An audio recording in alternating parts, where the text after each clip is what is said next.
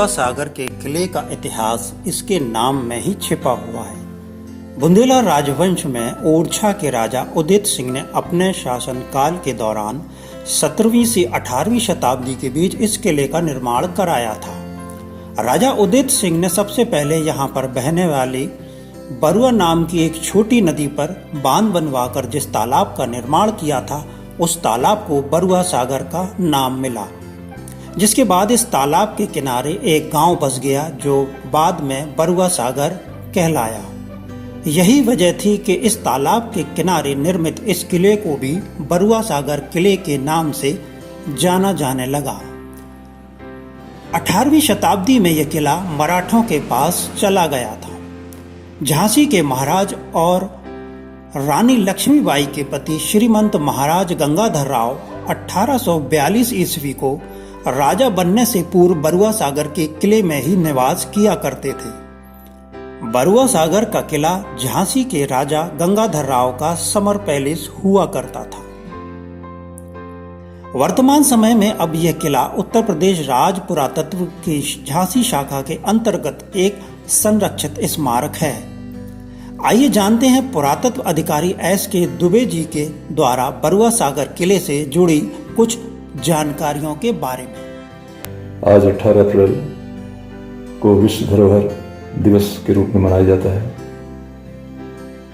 हम लोग पिछली बार अनेक कार्यक्रम किए थे, परंतु इस बार कोरोना महामारी के कारण कोई विशेष कार्यक्रम हो नहीं पा रहा है, छात्रों की गैदरिंग नहीं हो पा रही है। तो मैंने सोचा कि आप सभी को मैं झांसी के बहुत समीप स्थित एक सुंदर किला है बरुआ सागर किला, उसके बारे में कुछ जानकारी मैं आप सबको शेयर करूं। मैं समझता हूं कि आप में से कई लोगों ने इस किले का अवलोकन अवश्य किया होगा। जो नहीं गए हैं वो बहुत मिस कर रहे हैं। जब भी कभी समय मिले, अवसर मिले, आप अवश्य जाएं। वो बहुत सुंदर पिकनिक स्पॉट है, बहुत अच्छा हिस्टोरिकल प्लेस है। साथियों, इस किले का निर्माण एक ऊंची पहाड़ी पर हुआ है। जैसा कि बरुआ सागर का नाम इसलिए पड़ा कि यहाँ किले के समीप बरुआ नामक नदी बहा करती थी और उसी नदी पर बांध बना करके बुंदेला राजा उदित सिंह ने एक किले का निर्माण किया, एक झील का निर्माण किया, एक बांध का निर्माण किया। उसी के किनारे इस वर्तमान किले को निर्मित किया।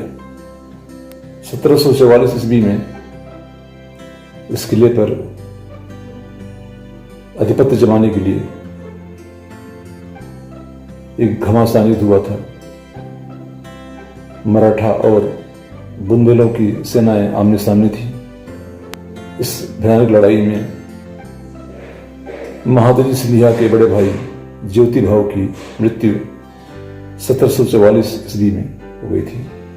1856 ईस्वी में